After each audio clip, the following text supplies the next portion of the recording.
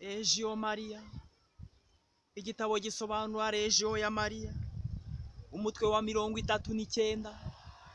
Amategeko y'ingenzi ya Regiyo mu kogeza ivanjiri.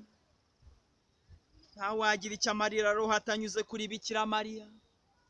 Rimwe na rimwe usanga bigizaho Bikira Mariya ngo batababaza batamwitaho. Abagenza batyo bibwira ko inyigisho za Kiliziya zizarushaho kwinjira mu mitima y'abantu kuri ubwo buryo. Bagenza nk'abanga kwiteranya by'abantu. Bene iyo migirire ntihuje n'uko Imana yabishatse. Ntibiyumvisha ko iyo bakurikije iyo migirire bashobora no kwigisha iby'ubukristu bidashingiye kuri Yezu Kristu, bigasa no kwirengagiza akamaro k'ubutasamanywa icyaha mu gucungura abantu. Kuko ni Imana ubwawe yahisemo ko Yezu aza munsi, akigaragaza kandi akitanga ari kumwe na Bikira Mariya.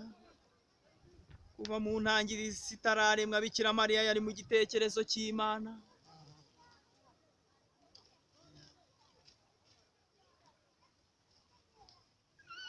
Kuva mu ntangiriro isi itararemwa, Bikira Mariya yari mu gitekerezo cy'Imana. Imana niyo yavuze mbere na mbere ibyerekeye Mariya. Niyo kandi yagennye uwo mwanya w'ikirenga utigeze ubonwa n'undi mu bantu. Koko rero ikuzo Mariya afite, Imana yaritekereje kera isi itaraganya kuremwa. Kuva mu ntangiriro Mariya yari mu gitekerezo cy'Imana Data uhoraho, imutekerereza hamwe n'umucunguzi ngo bafatanye umurimo yari yamugeneye. Kuva kera rero Imana yashubije abibaza ngo mbese Imana yari ikeneye Bikira Mariya? Imana iba yarashoboye kutanyura kuri Bikira Mariya nk'uko iba yarashoboye kudakoresha kamere y'umuntu ya Yezu Kristu. Imana iba yarashoboye kutanyura kuri Bikira Mariya nk'uko iba yarashoboye kudakoresha kamere y'umuntu ya Yezu yigira umuntu. Ariko rero uko yari yabigenye byari ngombwa ko anyura kuri Bikira Mariya, kandi yamutekerereje hamwe n'umucunguzi kuva ubwo yiyemeje kumwohereza. Icyo gitekerezo gishingiye kure cyane. Imana yashatse gusa ko Mariya aba umubyeyi w'umukiza, kandi rero akaba n'umubyeyi w'abantu bose bazamwemera. Nuko rero kuva kera kose Bikira Mariya yasingijwe ku buryo butambutse ibiremwa byose. Yasumbije n'ibiremwa bikomeye cyane, abisumba mu gitekerezo Imana yari imufiteho, abisumba kandi mu itegura ry'umukiza. Kuko byari bikwiye ko Imana imuvangura mu biremwa byose igihe imenyesheje Shitani ubwa mbere uzayitsinda. Kiza inzigo hagati yawe n'umugore, hagati yawe n'urubyaro rwawe n'urubyaro rwe, uzakujanjagura umutwe nawe urukomeretse ku gatsinsino. Ntangiriro umutwe wa 3 umurongo wa 15. Mu magambo make Imana ubwayo yavugaga ibyerekeye umucunguzi wagombaga kuza. Bigaragara rwose ko Mariya agomba kugira umwanya we bwite yihariye. Ataravuka no mu mibereho ye yari umwanzi wa Shitani. Ntahwanyije icyubahiro n'umucunguzi, amuri hafi kandi asumbye ibindi biremwa. Nta muhanuzi kaboneye yewe na Yohani Batisita wigeze yungwa ku mucunguzi.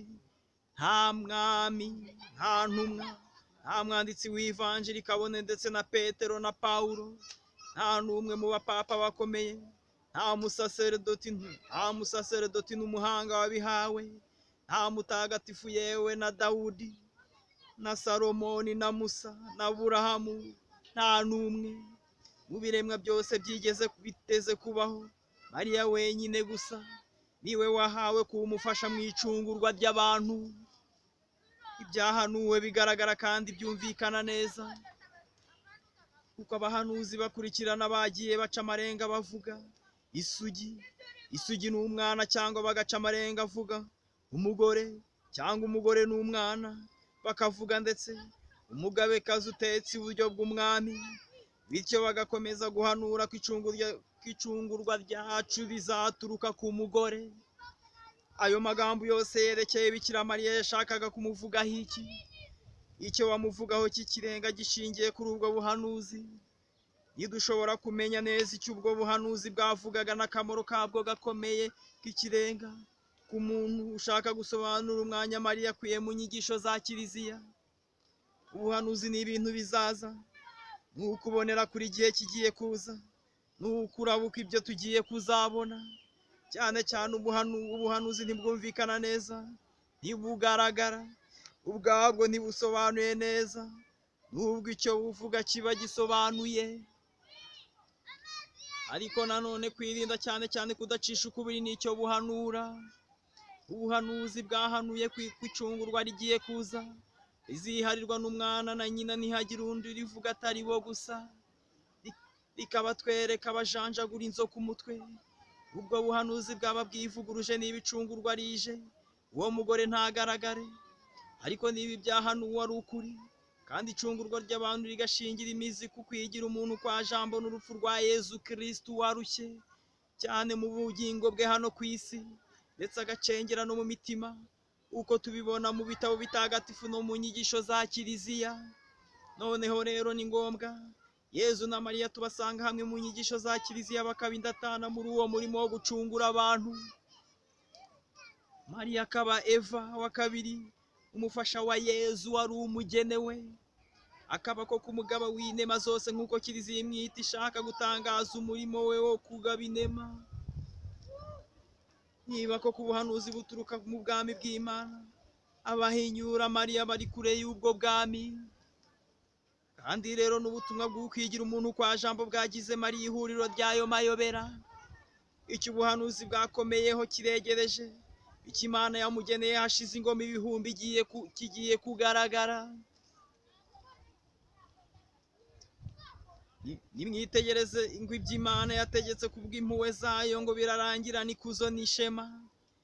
Nimutekereze namwe iyo nama idasanzwe y'amahoro itarigeze iba munsi.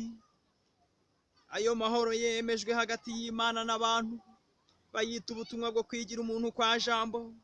Muri iyo nama idasanzwe, umumarayika umwe mu bakomeye niwe uhagarariye Imana, uduhagarariye tw'abantu Bikira Mariya.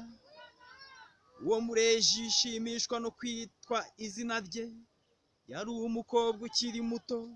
Ako kanya uko inyoko muntu izamera, umumarayika rero aza afite ubutumwa bukomeye cyane.